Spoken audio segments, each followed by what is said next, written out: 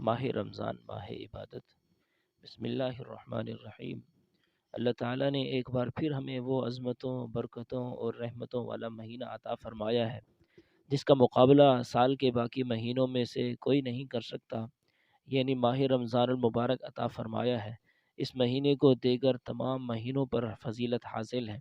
اس مہینے میں اللہ رب العزت کی رحمتوں، عنایات اور کرم نوازیوں کی عجیب شان ہوتی ہے، اس لیے اللہ کے رسول صلی اللہ علیہ وسلم نے اپنے عمل سے اس کی بہت ترغیب دی ہے۔ ام المؤمنین سیدہ کائنات حضرت عائشہ رضی اللہ تعالی عنہا فرماتی ہیں، جب رمضان کا مہینہ آتا تو رسول اللہ صلی اللہ علیہ وسلم کمر ہمت کس لیتے اور اپنے بستر پر تشریف نہ لاتے یہاں تک کہ رمضان گزر جاتا۔ لیکن جب رمضان کی آخری 10 راتیں آتیں تو سیدہ عائشہ رضی اللہ تعالی عنہا فرماتی ہیں، رسول اللہ صلی اللہ علیہ وسلم آخری 10 دنوں میں جو کوشش فرماتے وہ باقی دنوں میں نہ فرماتے۔ رمضان المبارک میں چونکہ اجر و ثواب کئی گنا بڑھ جاتا ہے، اس لیے جتنی بھی عبادات انسان کر سکتا ہو ضرور کرے۔ حضرت ابو امامہ رضی اللہ تعالیٰ عنہ سے روایت ہے کہ نبی کریم صلی اللہ علیہ وسلم نے فرمایا، تمہیں تہجد ادا کرنی چاہیے، اس لیے کہ تم سے پہلے نیک بندوں کی عادت بھی یہی تھی۔ یہ تمہارے اپنے رب سے قربت حاصل کرنے کا ذریعہ ہے۔ یہ عمل تمہاری برائیوں کو مٹانے والا اور تمہیں گناہوں سے بچانے والا ہے۔ حضرت انس بن مالک رضی اللہ تعالیٰ عنہ سے روایت ہے، نبی کریم صلی اللہ علیہ وسلم نے فرمایا، سحری کا کھانا کھاؤ کیونکہ اس میں برکت ہے۔ صاحب الزیادی عبد الحمید رحمہ اللہ سے مروی ہے، میں نے حضرت عبداللہ بن حارث رضی اللہ تعالیٰ عنہ سے کسی صحابی کا یہ واقعہ سنا۔ ایک صحابی اللہ کے نبی صلی اللہ علیہ وسلم کے پاس حاضر ہوئے۔ آپ صلی اللہ علیہ وسلم اس وقت سحری کا کھانا تناول فرما رہے تھے۔ آپ صلی اللہ علیہ وسلم نے فرمایا، یہ سحری کا کھانا ایسا بابرکت ہے جو اللہ تعالیٰ نے اپنے فضل سے عطا کیا ہے، لہٰذا اسے مت چھوڑو۔ حضرت جابر رضی اللہ تعالیٰ عنہ سے مروی ہے، نبی کریم صلی اللہ علیہ وسلم نے فرمایا، جس شخص نے روزہ رکھنا ہو اسے چاہیے کہ وہ کچھ نہ کچھ سحری ضرور کھائے۔ حضرت انس رضی اللہ تعالیٰ عنہ سے روایت ہے، نبی کریم صلی اللہ علیہ وسلم نے فرمایا، سحری کیا کرو اگرچہ ایک گھونٹ پانی پینے کی صورت میں ہی ہو۔ ام المؤمنین سیدہ عائشہ صدیقہ رضی اللہ تعالی عنہا فرماتی ہیں، مجھ سے رسول اللہ صلی اللہ علیہ وسلم نے فرمایا، سحری کا بابرکت کھانا میرے پاس لاؤ، اور کبھی تو ایسا ہوتا اس کے لیے 2 کھجوریں ہی میسر ہوتی تھی۔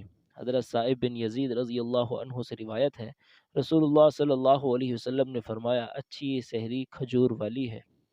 حضرت عرباض بن ساریہ رضی اللہ عنہ سے مروی ہے، میں نے رمضان کے مہینے میں اللہ کے رسول صلی اللہ علیہ وسلم کو سحری کی دعوت دیتے ہوئے سنا۔ آپ یوں فرمایا کرتے تھے، آؤ بابرکت کھانے کی طرف آؤ۔ حضرت عبداللہ بن عمر رضی اللہ عنہما سے روایت ہے کہ رسول اللہ صلی اللہ علیہ وسلم نے فرمایا، اللہ تعالیٰ سحری کھانے والوں پر رحمت بھیجتے ہیں اور اس کے فرشتے ان کے لیے دعا کرتے ہیں۔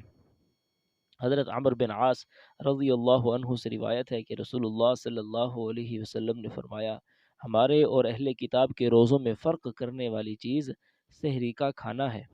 حضرت ابو ہریرہ رضی اللہ عنہ سے روایت ہے کہ اللہ کے رسول صلی اللہ علیہ وسلم نے ارشاد فرمایا، میری امت کو رمضان شریف میں 5 چیزیں خاص طور پر دی گئی ہیں جو پہلی امتوں کو نہیں دی گئیں۔ ان کے منہ کی بو اللہ کے نزدیک مشک سے زیادہ پسندیدہ ہے، ان کے لیے فرشتے دعا کرتے رہتے ہیں حتیٰ کہ افطار کے وقت تک دعا کرتے ہیں۔ ان کے لیے ہر روز جنت کو سجایا جاتا ہے۔ اللہ تعالیٰ فرماتے ہیں، ان قریب میرے نیک بندے اپنے اوپر سے مشقتیں ہٹا کر تیری طرف آئیں گے۔ اس میں سرکش شیاطین قید کر دیے جاتے ہیں اور لوگ رمضان میں ان برائیوں کی طرف نہیں پہنچ سکتے جن کی طرف غیر رمضان میں جا سکتے ہیں۔ رمضان کی آخری رات میں روزہ داروں کی مغفرت کی جاتی ہے۔ صحابہ کرام رضی اللہ عنہم نے عرض کیا، کیا یہ شب قدر ہے؟ فرمایا، نہیں، بلکہ دستور یہ ہے کہ مزدور کو مزدوری کام ختم ہونے کے وقت دے دی جاتی ہے۔ حضرت ابو ہریرہ رضی اللہ عنہ سے روایت ہے، نبی کریم صلی اللہ علیہ وسلم نے فرمایا، جو شخص بغیر کسی شرعی عذر کے رمضان کے ایک دن کا روزہ چھوڑ دے اور پھر اس کی تلافی کرنے کے لیے تمام عمر کے روزے بھی رکھے تو اس ایک روزے کا بدل نہیں ہو سکتا۔ حضرت ابو ہریرہ رضی اللہ عنہ سے مروی ہے کہ انہوں نے اللہ کے رسول صلی اللہ علیہ وسلم کو یہ فرماتے ہوئے سنا، بتاؤ کسی کے دروازے پر ایک بڑی نہر ہو اور وہ اس میں ہر روز 5 بار نہاتا ہو، کیا اس کے بدن پر میل کچیل رہ سکتی ہے؟ عرض کیا نہیں۔ آپ صلی اللہ علیہ وسلم نے فرمایا یہی حال 5 نمازوں کا ہے، اللہ تعالیٰ ان نمازوں کے سبب خطاؤں کو مٹا دیتے ہیں۔ حضرت عبداللہ بن عمر رضی اللہ عنہما سے مروی ہے کہ اللہ کے رسول صلی اللہ علیہ وسلم نے فرمایا وہ نماز جو جماعت کے ساتھ ادا کی جائے وہ اکیلے نماز پڑھنے سے 27 درجے زیادہ فضیلت والی ہے۔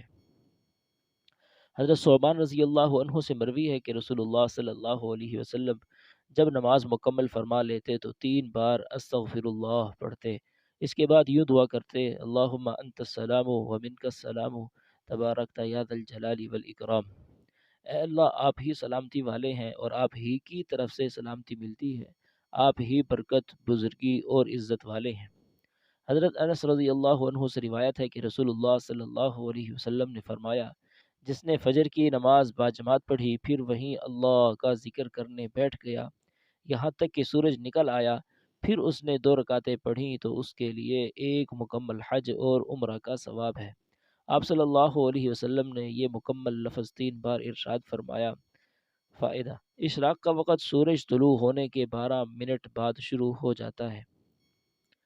حضرت ابو ذر رضی اللہ عنہ سے روایت ہے کہ نبی کریم صلی اللہ علیہ وسلم نے فرمایا جب صبح ہوتی ہے تو انسان کے ہر جوڑ پر ایک صدقہ واجب ہوتا ہے، ہر بار سبحان اللہ کہنا ایک صدقہ ہے، ہر بار الحمدللہ کہنا ایک صدقہ ہے، ہر بار لا الہ الا اللہ کہنا ایک صدقہ ہے، ہر بار اللہ اکبر کہنا ایک صدقہ ہے، اچھی بات کا حکم کرنا ایک صدقہ ہے، بری بات سے روکنا ایک صدقہ ہے، اور ان سب کی طرف سے چاشت کی 2 رکعتیں کافی ہو جاتی ہیں جنہیں انسان پڑھ لیتا ہے۔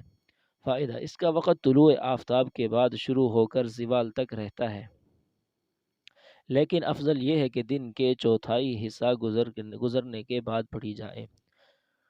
حضرت ابو ہریرہ رضی اللہ عنہ سے روایت ہے کہ رسول اللہ صلی اللہ علیہ وسلم نے فرمایا جس نے مغرب کے بعد 6 رکعتیں پڑھی اور ان کے درمیان کوئی بری بات نہیں کی تو اسے 12 سال کی عبادت کا ثواب ملے گا۔ میں نے اپنے حبیب صلی اللہ علیہ وسلم کو دیکھا، آپ مغرب کے بعد 6 رکعات پڑھتے تھے اور فرماتے تھے کہ جس نے مغرب کے بعد 6 رکعات پڑھی تو اس کے گناہ معاف کر دیے جائیں گے اگرچہ سمندر کی جھاگ کے برابر ہی کیوں نہ ہو۔ عمار بن یاسر رضی اللہ تعالیٰ عنہ فرماتے ہیں۔ فائدہ: اوابین نماز مغرب کے بعد عام طور پر 6 رکعت پڑھی جاتی ہیں۔ قرآن کریم کو رمضان المبارک سے بہت نسبت ہے، اسی مبارک مہینے میں قرآن کریم نازل ہوا۔ نبی کریم صلی اللہ علیہ وسلم اس مہینے میں حضرت جبرائیل علیہ السلام سے قرآن کریم کا دور یعنی سننا اور سنانا فرمایا کرتے تھے۔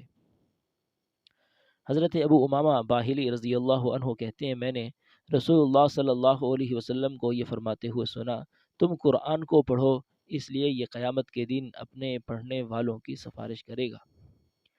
حضرت انس رضی اللہ عنہ سے مروی ہے میں نے رسول اللہ صلی اللہ علیہ وسلم کو یہ فرماتے ہوئے سنا کہ اللہ تعالیٰ ارشاد فرماتے ہیں اے آدم کی اولاد، تو جب بھی مجھ سے دعا کا طالب بن کر آئے گا اور مجھ سے معافی کی امید لگائے گا میں تیری مغفرت کر دوں گا، خواہ تو کتنے ہی بڑے گناہ کیے ہوئے ہو، مجھے اس کی کوئی پرواہ نہیں۔ اے آدم کی اولاد، اگر تیرے گناہ آسمان کی بلندیوں تک بھی پہنچ جائیں اور پھر بھی تو مجھ سے مغفرت مانگے میں تیری مغفرت کر دوں گا اور اس پر مجھے کسی کی کوئی پرواہ بھی نہیں۔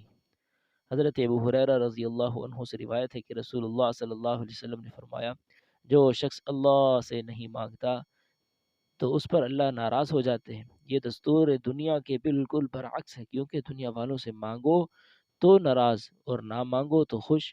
اس کے باوجود اگر ہم اس ذات سے اپنی ضروریات کو پورا کرنے کی دعائیں نہ مانگیں تو بتائیے ہم اس سے زیادہ بے عقل اور کون ہوگا۔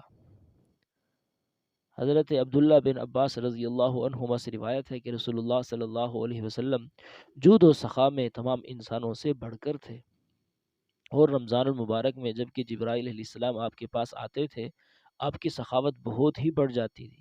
جبرائیل علیہ السلام رمضان کی ہر رات میں آپ کے پاس آتے تھے، آپ سے قرآن کریم کا دور کرتے تھے۔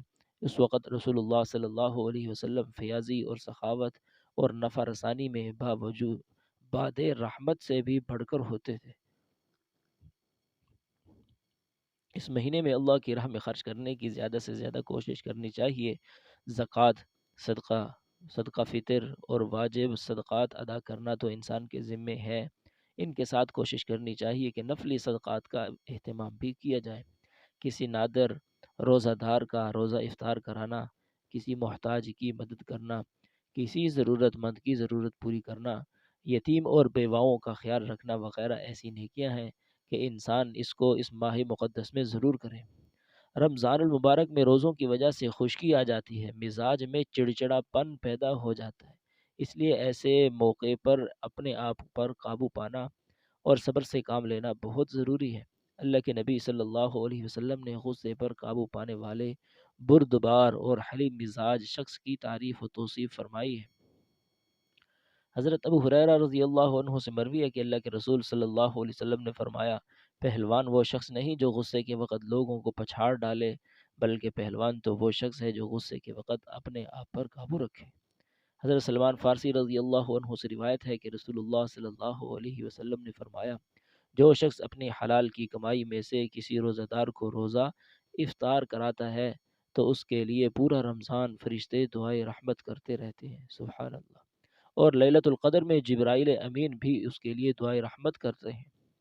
حضرت ابو ہریرہ رضی اللہ عنہ سے روایت ہے کہ اللہ کے رسول صلی اللہ علیہ وسلم نے فرمایا، جس نے رمضان میں ایمان کے ساتھ ثواب کی نیت سے تراویح پڑھی، اس کے گزشتہ گناہ معاف کر دیے جائیں گے۔ حضرت ابن عباس رضی اللہ عنہ سے مروی ہے، رسول اللہ صلی اللہ علیہ وسلم رمضان میں 20 رکعت تراویح اور وتر پڑھتے تھے۔ مصنف ابن ابی شیبہ۔ اللہ تعالی ہمیں اس ماہ مقدس میں رمضان المبارک کی صحیح طور پر قدر کرنے کی توفیق نصیب فرمائے۔ آمین بجاہ النبی الکریم صلی اللہ علیہ وسلم۔